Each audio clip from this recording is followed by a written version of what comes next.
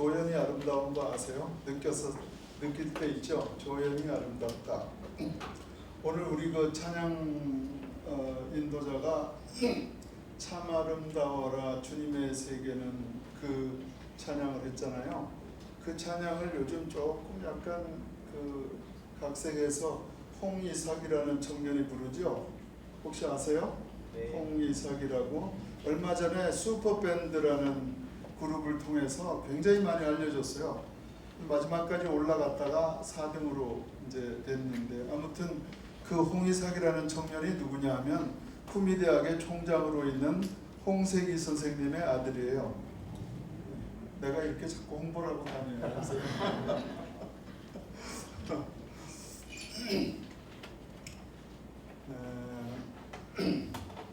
지난번에 우리 읊었던 나태주 시인의 별꽃이라는 시를 다시 한번 읊어보겠습니다. 자세히 보면 예쁘다. 자세히 보면 예쁘다. 오래 보면 사랑스럽다. 오래 보면 사랑스럽다. 당신도 그렇다. 당신도 그렇다. 네, 두 사람씩 합니다. 자세히 보면 사랑스럽다.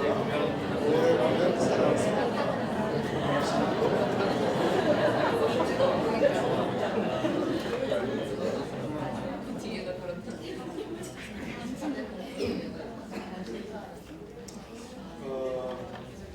오늘도 메시지를 준비하면서 2002년도에 월드컵, 한일 월드컵 그 한 장면을 처음으로 연상해 봤어요.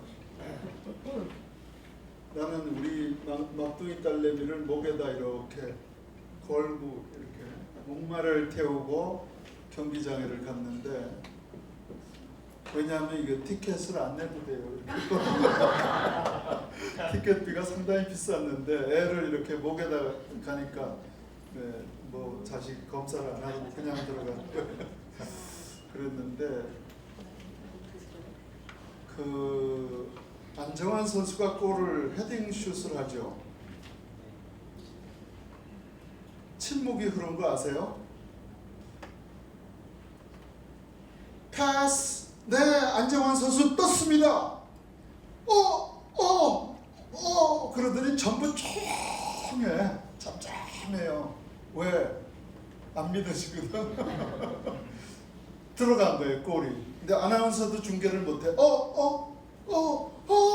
그러더니 전부 일어나서 우와, 들어갔습니다. 드디어 4강입니다. 4강에 올라갔습니다. 이게 이러는 거예요. 그러니까 안정환 선수가 완전히 이제 막 그때부터 주연이 된 거야. 모든 스포트라이트가 카메라 플래시가 안정환 선수를 중심으로 막 터지는 거예요. 그러고 있습니다 지금. 그리고 관객들은 어떻게 됩니까? 남녀노소 할 거 없어. 막 옆에 있는 사람 붙잡고 방방 뜨는 거야. 방방 뜨면서 대한민국 따다따다따 막 온 시내가 뒤집어지는 거예요. 막 뒤집어져. 여러분들에게 한 가지 질문을 해볼까요? 그때 안정환 선수에게 롱 패스를 해준 그 패스 때문에 들어갔거든. 사실은 그 롱 패스를 해준 사람이 누군지 이영표 선수. 또 한 번은 비슷한 상황이 있었는데 안정환 선수가 2번 넣어요. 똑같은 위치에서 똑같은 헤딩슛을 넣어. 근데 강력하게 받은 게 아니에요. 오는 볼을 살짝 떨어뜨리면서 각도만 바꿔버리는데 그게 들어가거든요. 한 번은 이영표, 한 번은 이을용. 근데 이제 세월이 지나면서 사람들의 뇌 속에는 이영표, 이을용 선수를 잘 기억을 못해요. 그죠? 잘 기억 못하고 안정환만 계속 안정환. 근데 사실은 우리가 기억해야 될 것은 수많은 수비수들, 골키퍼들, 또 자기보다 더 유리한 위치에 안정환 선수가 있다는 걸 알고 자기가 슈팅을 안 하고 패스를 해준 선수들, 이런 조연들이 참 아름답죠. 그렇죠? 참 아름다워요.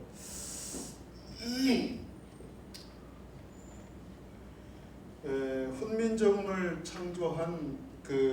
창제한 세종대왕은 후대에 참 칭송받는 성군 중에 성군이죠.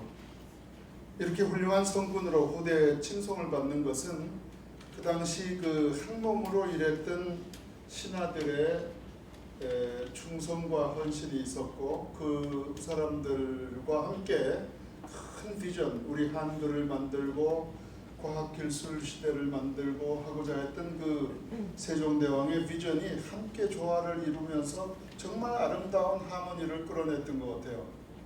그러니까 거기에 수많은 집현전 학사들이 있었죠. 또 세종께서는 놀라운 일을 행하신 게 장영실이라는 사람을 스카우트하는 거예요. 근데 이 장영실이라는 사람은 우리 알잖아요. 이 사람은 천안 노비 출신이야. 노비 출신을 어떤 과학기술연구소의 소장직을 맡긴 거란 말이에요. 그래가지고 이 사람이 그 자경루라는 그 물시계, 해시계 이런 걸 만들죠. 이게 자동 15 장치가 있는 거예요. 몇 시 되면은 이렇게 물이 쭉 쏟아지고 뭐 이런 하여튼 놀라운 기술을 그 당시로서는 첨단 기술, 과학 기술을 만든 거예요. 그러니까 그런 사람들을 스카우트하고 또 그런 사람들을 스카우트하는 세종을 그 철저한 유교주의 성리학에 기초를 두었던 그 사회에서 황희정승이라든가 맹사성이라든가 이런 그 선비들이 그걸 지지했다는 거야. 잘하신다, 잘했다, 응? 너무 잘해요, 정말 좋아요, 이렇게 막 지지하는 분위기를 몰고 가준 그런 분들, 참 그것들의 아름다운 조화다 이렇게 생각을 합니다. 예술 세계에서는 조연이 주연보다 아름다울 때가 더 많은 분야인 것 같아요. 여러분들 그 베토벤의 나인 심포니라는 거를 영상으로 보신 적 있으세요? 그냥 듣기만 하지 않고 영상으로 그 지휘자가 나와서 막, 저는 이제 옛날에 세종문화회관을 제일 많이 드나든 사람이에요. 세종문화회관에서 하는 그 당시에 70년대 후반부터 90년대 초반까지 세종문화회관 예술의 전당 이런 데서 하는 굵직굵직한 국제적인 어떤 연주회는 거의 다 제가 오가나이징했기 때문에 늘 이제 거기가 어느 좌석에 어디다 그러면 딱 알아. 좌석을 거기 못 앉아요, 거기는 경호원석이에요, 이런 것까지 알아. 그래서 이제 3895석 지금도 기억해요. 세종문화회관의 좌석. 그 예술 세계에서 나인 심포니를 하는데 한 번은 이런 기획을 했어요. 각 교회마다 연습을 시키는 거예요. 합창 교향곡이잖아. 각 교회마다 성가대가 그 연습을 해가지고 객석이 따로 없어. 객석이고 뭐고 전부 다 일어나서 같이 하는 거예요. 객석도 다 참여하는 거예요. 그래가지고 알토, 테너, 베이스, 또 오케스트라 해가지고 지휘자가 쫙 들면 전체가 다 일어나. 객석서부터 쫙 해서 마지막 나인 심포니는 그리고 완전히 환희의 도가니에 들어가요. 그러면 모든 사람이 박수를 칠 때 누구를 향해서 박수를 치냐 하면은 지휘자를 향해서 박수를 쳐. 지휘자가 주연이야. 근데 숨어있는 조연의 역할이 없으면 주연이 아무 소용없어. 그죠? 모든 사람이 다 자기도 이제 막 주연도 되고 조연도 되는 거예요. 전부 일어나서. 그래서 그 환희의 도가니로 가죠. 만약에 거기에 타악기 하나가 잘못 맞춰버리면 전체가 소음이 돼버려요. 그 음악이. 근데 그 타악기, 관악기, 목관, 금관, 현악기 모두가 다 합창단까지 하나의 조화가 되어서 오케스트라 지휘자의 손가락을 보면서 전부 같이 움직여요. 합창단까지 아름다운 조화를 이루어내는. 여기서 조연이 너무너무 아름다운 거예요. 그리고 그 조연이 또 주연이 되기도 해. 여러분들 혹시 그 판소리를 들어보셨어요? 가끔? 판소리, 우리나라의 유네스코에 등재되어 있는 무형문화재, 세계적인 문화재가 되어 있습니다. 판소리는 혹시 일고수 이명창 이런 말 들어보셨어요? 일고수 이명창, 이게 무슨 말일까? 고수가 1번이고 명창이 2번이다 이런 소리예요. 그러니까 고수는 사실 조연이잖아요. 고수는 조연인데 주연을 돋보이게 해주는 건데 더 중요한 거는 고수다 하는 거예요.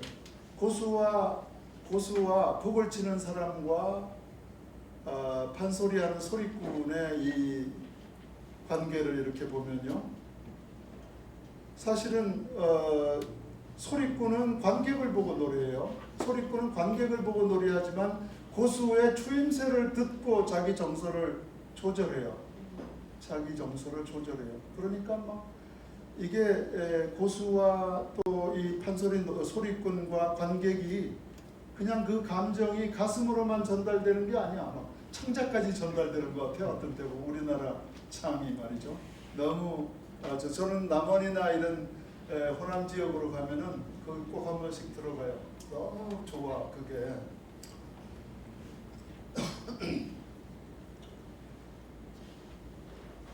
참으로 아름다운 조연이라고 할 수 있습니다. 성경에서는 아브라함, 모세, 여호수아, 다윗, 사도 바울 이런 사람들이 전부 주연이죠. 근데 오늘 우리가 좀 보려고 하는 거는 이들 뒤에 그 소리 없이 일하는 조연들, 그 조연들의 헌신, 이 성경에 나오는 아름다운 조연들의 모습을 한번 살펴보고 싶은 거예요. 자, 아브라함에게 이런 조연이 있었나? 기억이 잘 안 나실 수도 있어. 엘리에셀이라는 사람이 있어요. 기억나세요? 엘리에셀이라는 사람이 아브라함이 나중에 나이가 많아서 자식이 없어. 그러니까 아브라함이 이렇게 중얼거립니다. 저렇게 충직한 저 친구 엘리에셀한테 내 전부 유산으로 전부 다 넘겨주겠다, 가업을 다 넘겨주겠다 이렇게 중얼거리는 부분이 있는데 그만큼 충직스러운 사람이었어요. 훗날 이제 이삭이 나고 이삭이 자라서 장가갈 때가 되니까 이삭의 부인을 얻으러 저 멀리 하란 땅이랬는데 아마 뭐 요즘 같으면 어떻게 갑니까? 걸어서 가야 되는데, 그죠? 걸어가가지고 그 아내 될 사람을 데리고 또 와야 돼. 그 머나먼 길을 하란 땅까지 가서 데리고 오는 이런 충직한 아름다운 조연의 모습 우리가 볼 수 있죠. 또 모세에게는요, 아론이라는 조연이 있습니다. 모세가 출애굽의 주연으로 부르심을 받았을 때 그 아론은 늘 무슨 역할을 했습니까? 요즘 말로 하면 대변인이야. 모세가 혀가 어눌하다. 그래서 그 말 잘하는 형이 대변인 역할을 합니다. 또 아말렉과의 전투를 할 때는 보면은 이 계속해서 손을 들고 기도를 하면은 이기는 거예요. 이스라엘이 손을 내리면 져. 그러니까 아론과 훌이라는 사람이 양쪽에서 손을 붙잡고 막 달아매 놓는 거야, 이런 식으로. 그 결국 이기죠. 이게 조연이 하는 역할이죠. 그리고 이 사람이 이스라엘의 초대 대제사장이에요. 1년에 한 번씩 모든 백성들의 죄를 들고 하나님 앞에 나아가서 용서를 구하는, 사죄를 하는 그 대제사장의 역할을 했습니다. 뿐만 아니라 우리가 애굽에서 나올 때 그 바로 왕의 강팍한 마음을 깨뜨리기 위해서 하나님께서 이 아론의 지팡이를 많이 이용하시죠. 뭐 개구리 재앙, 이로 재앙하고 피로 재앙을 내리고 이런 것들이 전부 아론이 쓰임을 받았던 그런 경우입니다. 또 우리가 여호수아를 생각하면은 여호수아와 함께 짝이 지어 다니는 사람이 있습니다. 성경에 보면은 여호수아 나오면 바로 뒤이어서 나오는 사람 누구죠?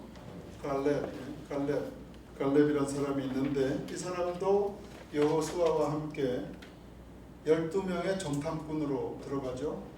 돌아와서는 딴 사람이 다 우리가 싸우면 안 된다. 쟤네들은 전부 거인들이고 우리는 그냥 거기다 갖다 대면 메뚜기다. 전부 기가 죽어 있는데 이 사람만 여호수아하고 이 갈렙만 일어나서 아니다. 우리가 이긴다. 치자. 쟤네들 우리 밥이야. 이러고 나가는 그 사람이 갈렙입니다. 그런데 세월이 지나서 나이가 이제 85세쯤 됐는데, 그런데 갈렙은 말이죠, 거인들이 거주하는 그 헤브론 땅을 치겠다 이거예요. 그 이제 자기 리더가 되어 있는 갈렙을 찾아가서 애원을 합니다. 나를 내가 칠 테니까 허락해줘. 나 공격할 거야. 응? 하나님이 살아계시면 분명히 우리가 이겨. 이루고 나아가는 사람이 갈렙이에요. 아주 충직한 사람이죠. 보면은 여호수아와 갈렙은 어찌 보면은 라이벌이라고 할 수 있는데, 이 갈렙이라는 사람이 언제나 그 이인자로서 변함없이 자기 자리를 지키는 거예요. 자기 자리를 지키면서 조연의 역할을 하는 아주 훌륭한 사람이었다. 저는 그렇게 보고 있습니다. 또 우리가 다윗이라는 큰 주연을 하나, 다윗의 별 같은 그런 그 주연을 보는데, 다윗 옆에는 따라다니는 실처럼, 바늘처럼 요나단이라는 사람이 붙어 다니죠. 요나단, 다윗과 요나단. 자, 요나단이라는 사람은 사울의 장남이에요. 사울 왕의 장남이니까 이변이 없으면 가만히 세월 지나면 왕이 되는 거야. 2대 왕이. 그죠? 그런데 자기가 이어받기로 되어 있는 왕위가 다윗에게 넘어가야 되는 상황이라는 것을 알아요.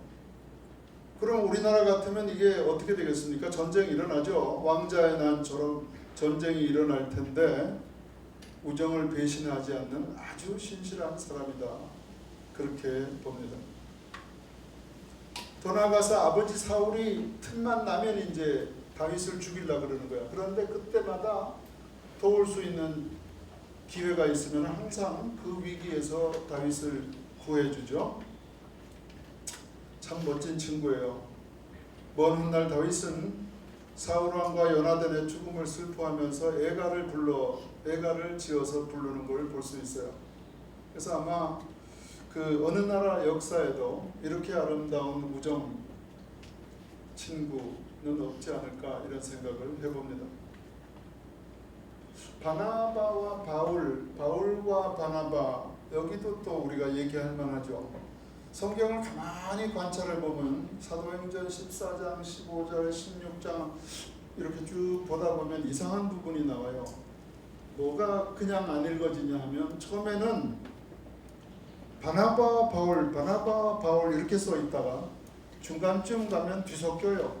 바나바 바울 또는 바울과 바나바 이러다가 저 뒷부분에 가서 잘 읽어보세요. 순서가 완전히 바뀌어버려. 바울과 바나바 이게 처음부터 끝까지 바뀌는 거예요. 자, 이걸 현대 우리 시대로 적응을 하면 이런 말입니다. 담임 목사님과 부목사님이, 그러니까 바나바라는 담임 목사님과 바울이라는 부목사님이 선교 여행을 갔다. 이런 케이스예요. 그런데 점점 바울이 훨씬 더 영향력을 드러내기 시작하면서 바나바는 2인자의 위치로 돌아가죠. 그죠?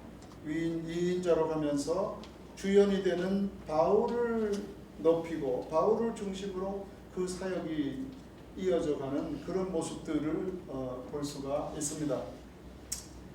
바나바는 이 사이프러스 섬 출신인데 아주 부유한 지주였어요. 그 자기 재산을 팔아서 교회 앞에다가 헌납하는 그런 신실하고 성령이 충만한 사람이었습니다. 다메섹 도상에서 예수님을 만나고 변화된 바울, 그 바울을 제자들에게 데리고 가는데 열두 제자들이 예루살렘에 있던 12제자들이 인정을 못하는 거예요. 왜냐하면 저 친구는 위험해. 큰일 나 저거. 속을 알 수가 없어. 옛날에 말이야 이 예수 믿는 사람들 때려잡으러 다니던 그 앞제비인데 그걸 어떻게 믿어? 어떻게? 그런데 바나바가 나서서 이걸 해결해 주는 거예요. 왜냐하면 바나바는 워낙 인물이 출중한 사람이고 신뢰를 받던 사람이고, 그죠? 그 덕이 큰 사람이에요. 그러니까 이게 설득이 되는 거야. 내가 이 사람의 변화된 모습을 내가 여러 번 봤는데 정말 믿어도 돼. 내가 책임질게. 내 족대 맨다니까. 자신 있어 나는. 이래가지고 그 사람들이 바울을 인정해요. 그리고 자기가 사역하던 지역에 있다가 또 생각나는 사람이 바울이야. 멀리 다소에 있는 바울을 불러와요. 불러와가지고 나랑 같이 사역하자 이러면서 함께 그 사역을 이어갑니다. 그때도 보면은 바나바와 바울 이러다가 선교 여행 떠날 때쯤 되면 순서가 뒤바뀌어. 바울과 바나바. 성경이 의도적으로 바꾸지 않았을까요? 그냥 우연이라고 나는 생각지 않아요. 그 이름이.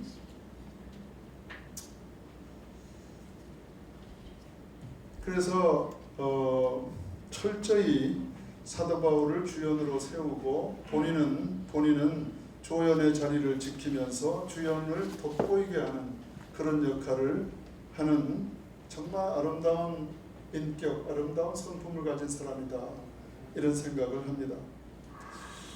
사도행전에 읽다 보면은 여러분들 그 관심 밖의 인물이 될 수도 있는데, 두기고라는 사람 생각납니까?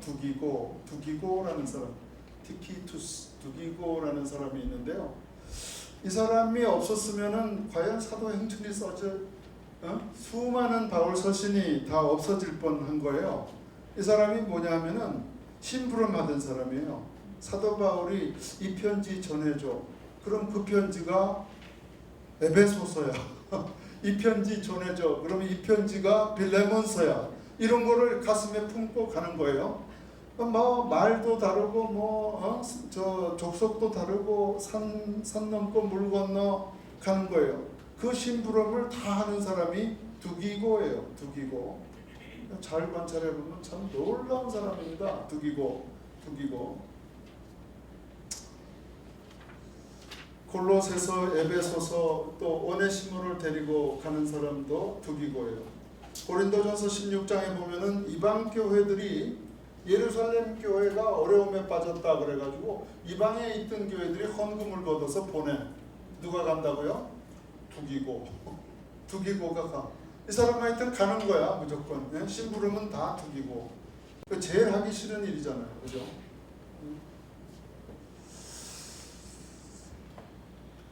그래서 골로새서 4장 7절에 보면 두기고를 이렇게 표현해 놓은 걸 볼 수 있어요. 사랑받는 형제요, 신실한 일꾼이요, 주 안에서 함께 종된 두기고. 그죠? 최고의 찬사제. 주 안에서 함께 종된 두기고. 이런 기록을 볼 수 있습니다. 또 하나 바울의 동역자들 중에 눈에 들어오는 사람이요, 브리스길라와 아굴라라는 부부예요. 이 부부는 텐트 메이커인데 바울도 텐트 메이커예요. 그런 천막을 만들어서 파는 동업자지, 소위 말해서 동업자. 그러니까 이 BAM의 어쩌면 비즈니스 애즈 미션의 최초의 모델인 것 같아요. 이 두 사람이 고린도를 중심으로 복음을 전하던 바울의 동역자예요. 나중에는 바울을 따라서 이 활동 무대를 에베소로 옮기게 됩니다. 에베소로 옮기는데 여기서 이 사람이 그 알렉산드리아 출신의 유대인 아볼로라는 사람에게 자기가 사도 바울로부터 배워서 확신한 그 하나님에 대한 이야기, 예수님에 대한 이야기, 복음의 핵심들을 다시 아볼로에게 가르치는 장면이 나와요. 참 놀랍죠? 로마서 16장에 보면은 바울이 자기가 섬기던 그 가정교회들에게 다 문안 편지를 하면서 이런 말을 남겨놓습니다. 나의 동역자인 브리스길라와 아굴라에게 문안하라. 그 다음 말이 감동입니다. 그들은 내 목숨을 위하여 자기들의 목까지도 내어놓았나니, 나뿐 아니라 이방인의 모든 교회도 그들에게 감사하느니라. 나뿐만이 아니야. 그게 목을 내놓고 도와준, 목을 내놓고 함께 동역자가 되어준 브리스길라와 아굴라, 그 사람에게 감사하는 건 나뿐만이 아니라 모든 교회들이 다 그랬다는 거예요. 모든 이방인의 교회가 다 그랬다. 참 멋있는 말입니다.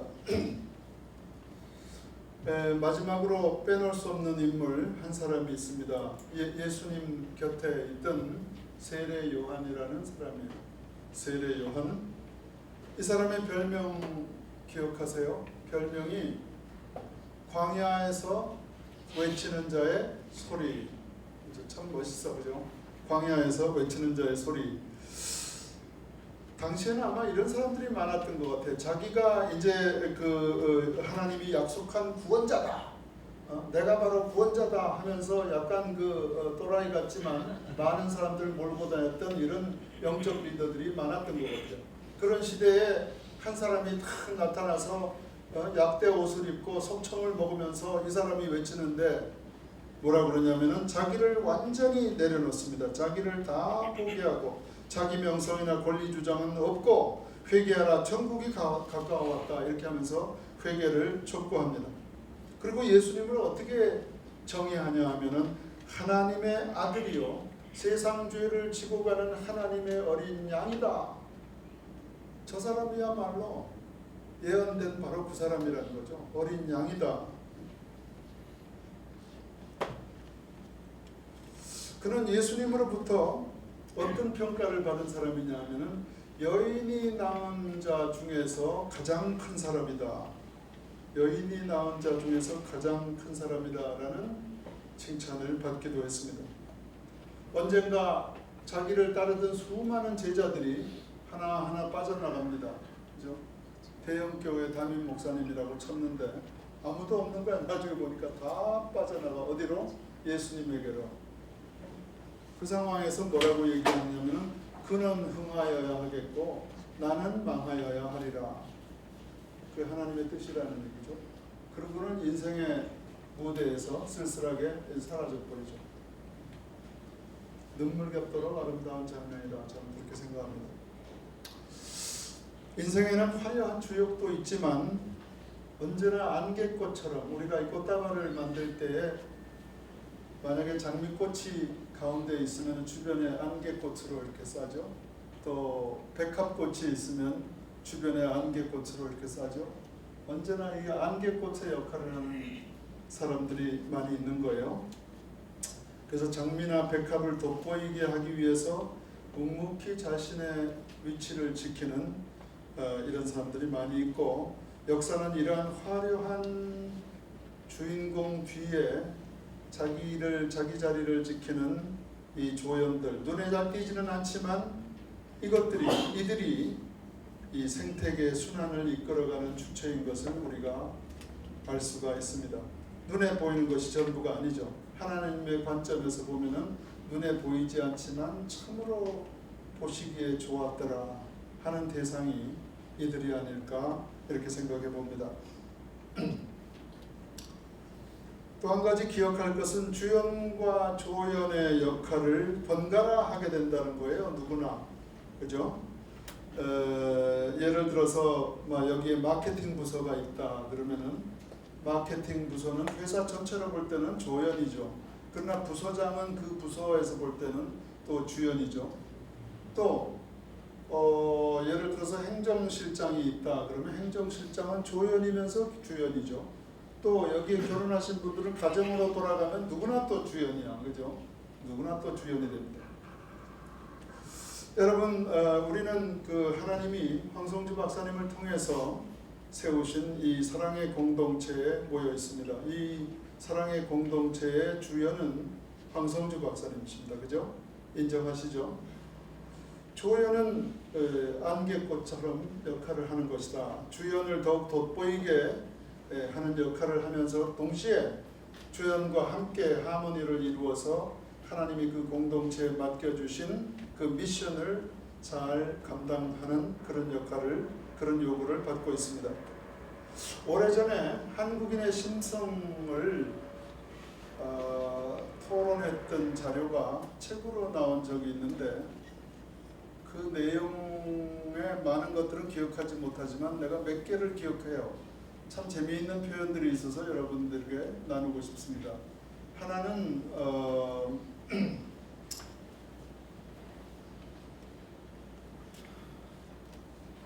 국문학자 조윤재 박사라는 분이 이렇게 한국인의 심성과 특질을 얘기했어요. 은근과 끈기다.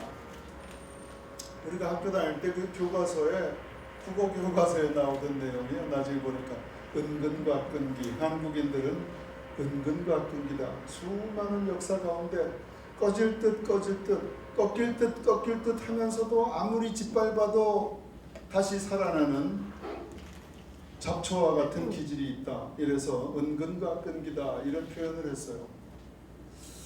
또 영국에서 한 15년, 16년 기자 생활을 하던 영국 기자가 한국인의 특질이 뭐라고 생각하느냐, 15년 동안 한국 땅에 같이 살면서 한국인들을 어떻게 보느냐, 뭐 이런 질문을 했더니 이분이 참 재미있는 표현을 했어요. 한국 사람들은 기가 센 사람들이다.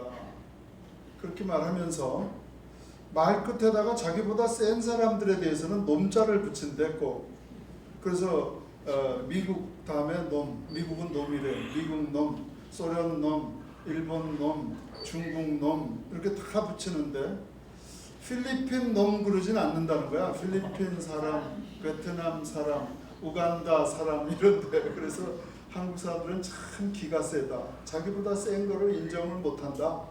기어이 한번 덤벼드는 그런 기질이 있다. 뭐 이런 공감이 가는 얘기였습니다. 그런데 우리가 잘 아는 언론인 이규태 박사라는 분이 말이죠. 너무 좀 기가 막힌 얘기를 했는데, 이 사람은 한국인의 심성을 갯벌의 개와 같다. 갯벌의 개와 같은 기질. 갯벌의 개가 뭐냐면 개를 잡아가지고 그 통에다가 이렇게 집어넣잖아요. 망태기 같은 데다 이렇게 집어넣는데, 한 마리가 있을 때는 뚜껑을 닫아야 되는데 두 마리, 세 마리를 잡으면 뚜껑을 닫을 필요가 없대. 왜냐하면 먼저 기어 올라가는 놈을 빈 놈이 잡아가지고 같이 끌어내려서 같이 못 가게 만든다는 거야. 그 기질 때문에 이 사람은 그 언론인의 눈으로 갯벌의 개와 같다 이런 표현을 했습니다. 이규태 박사의 표현으로 우리가 받아들이면 참 심각한 문제죠. 예수님은 산상수훈에서 화평케 하는 자는 복이 있나니 그들이 뭐라고요? 누구라고 일컬어? 하나님의 아들이라 일컬음을 받을 것이다. 영어 성경에 보면은 Blessed are the peacemakers, they are called the children of God 이렇게 돼 있어요. 그죠? Peacemakers, 평화를 만드는 자들은 복이 있도다. 그들은 하나님의 아들이라 일컬음을 받는다. 이렇게 말했습니다. 화평케 하는 자가 되려면 우리 모두가 다 사실 친구가 돼야 됩니다. 그죠? 친구가 돼야 돼. 친구가 된다는 것은 뭐라 그럴까요? 서로가 이해할 수 있어야 되고, 서로가 하고 싶은 말을 소통할 수 있어야 되고, 그래서 개개인 간의 소통이나 조직 간의 소통이나 이런 것이 참 중요한 것이다. 서로 인정해주고 신뢰해야 친구가 될 수 있는 거죠. 남녀노소가 없다 이거. 친구가 되는데 남녀노소가 없다. 그런데 현대사회를 규정하는 글 중에, 제가 읽었던 글 중에 현대의 다음 세대들에 대해서 걱정스러운 글을 보았습니다. 친구는 없고 경쟁자만 있다. 참 피곤하겠다. 그죠? 친구는 없고 경쟁자만 있다. 이러면 얼마나 피곤할까 우리 사는 게. 근데 그렇다는 거예요. 실제로 그렇게 느끼고 있다. 여러분, 만약 주변에 경쟁자들만 있다면 우리의 삶이 참 피곤할 것이고요. 우리가 어떻게 공동체성을 유지하면서 같은 비전으로 갈 수가 있겠습니까? 친구가 되어야 됩니다. 그러면 어떻게 우리가 친구가 될 수 있습니까? 어떻게 우리가 서로 친구가 될 수 있습니까? 참 어려운 주제죠.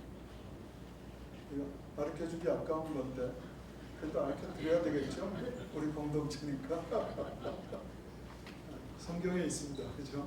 내가 먼저 좋은 친구가 되는 것, 되려고 노력하는 것이죠. 내가 먼저 좋은 친구가 되려고 노력하면 서로 친구가 될 수 있다 하는 것입니다. 미국의 그 어떤 연구소에서 조사한 바에 의하면은 직원들이 경쟁 관계가 아니라 친구 관계가 되어야 그 조직이 성공한다, 이런 발표를 했습니다. 직장에서 아주 가까운 친구가 3명만 있으면 그 사람이 능력이 90% 이상, 직장에 충실할 확률이 90% 이상 된대요. 3명의 친구가 있으면. 근데 반면에 직장에 친구가 아무도 없다, 그러면은 충성스럽게 일할 가능성이 10분의 1로 떨어진다, 이런 글을 봤습니다. 결론은 뭐냐면은 직장 내에 친구가 있다는 것이 생산성의 향상, 또 생산을 향상시키는데 상당히 큰 효과가 있다 하는 것입니다. 우리나라의 현실, 제가 여기 판교에는 근무를 안 해봤기 때문에 잘 모르겠는데요. 제가 느낌상으로는 이것이 참 쉽지 않은 일이다 하는 생각을 해봐요. 왜 그러냐면은 우리가 다 유교 문화권에서 어른들이, 저만 해도 유교 문화권에서 자랐거든요. 장유유서 뭐 이런 거예요. 뭐 높은 사람이 오기 전에 식사에 밥을 대면 손을 대면 안 되는 거야.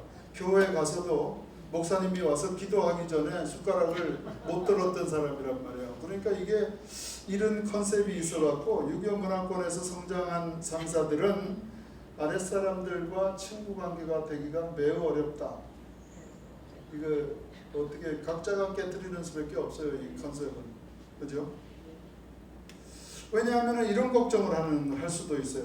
너무 친해지면 말이야, 저 아랫사람이 내 지시를 우습게 여길 수도 있고, 또 권위가 상실된다고 생각하는 경향이 우리 한국인들에게 있단 말이죠.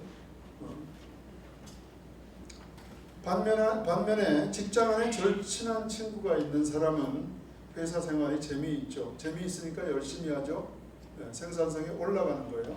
조직에 대한 충성도가 훨씬 높아지는 거예요. 그럼 우리 모두 친구가 돼야 돼. 친구가 돼야 돼요. Reader's Digest에 실린 글입니다. 제목이 뭐냐면은 친구, 가장 좋은 보약, 이렇게 번역해놨어요. 그런데 거기에 부제가 뭐라고 붙었냐 하면은 참된 우정은 생명을 연장시킨다, 이렇게 해놨어요. 친구가 있는 사람은 그렇지 않은 사람보다 치매에 걸릴 확률이 50% 줄어든대요. 치매에 걸릴 확률이 줄어드는 거예요. 감기에 걸릴 확률이 4분의 1로 4배나 줄어든대요. 잘 안 믿어지는데 감기도 안 걸린대, 잘 친구가 있으면. 수명도 길어지고 성인병 줄어들고 특히 정신건강은 놀랍게도 향상된다, 이런 내용입니다. 자, 그렇다면은 사람을 알려면 옛날부터 이런 말이 있죠. 그 친구를 보면 그 사람을 알 수 있다, 이런 말이 있습니다. 인간의 가치는 친구들을 통해서 반영되는 경우가 많은데, 만일 내 자신이 어떤 사람인지, 내 자신의 가치가 어느 정도 되는 사람인지 아는 방법은 하나 있죠. 자기가 지금 손가락에 남복이 뭐 하면 호주머니에 손 넣고 쉬어보면 돼. 아무도 없다 그러면 이건 내가 한심한 사람이거든, 그죠? 만약에 직장 안에 내가 뭐 5손가락이 있다, 친한 사람이, 이러면 막 굉장한 겁니다, 그러면. 그죠?